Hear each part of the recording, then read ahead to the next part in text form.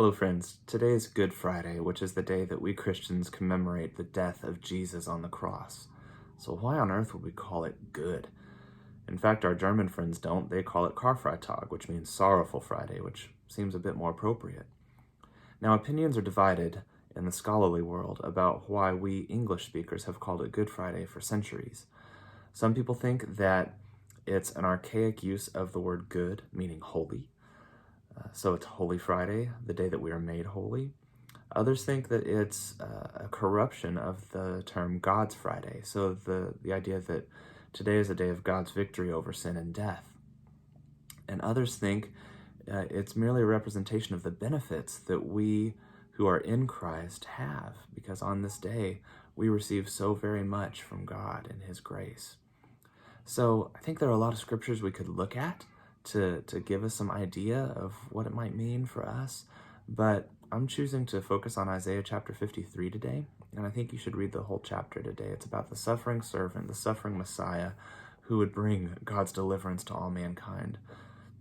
I'm going to focus on verses 4 through 6, which is really the crux, pun intended, of the chapter. And it says this: "Surely he has borne our griefs and carried our sorrows, yet we esteemed him stricken, smitten by God, and afflicted.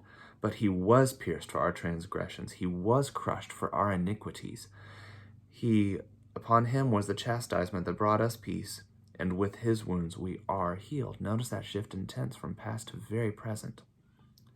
"We all like sheep have gone astray, and we have turned every one to his own way, and the Lord has laid on him the iniquity of us all." So that wounding, that Hebrew word is chabura, which means an injury, a bruising, a scourging, any kind of injury and pain. And that word "we are healed" is rapha, which indicates being renewed, restored, healed, made whole. So friends, it's Good Friday because all of our iniquity, all of our sin was laid on Jesus.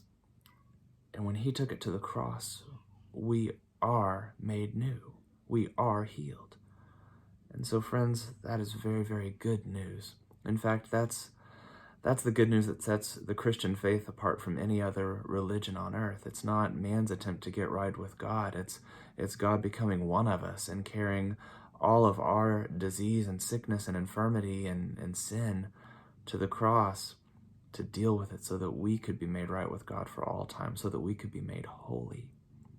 So friends, this day, pause and consider the great sacrifice of Jesus and what it means for you, right where you are, that you are healed, you are made new.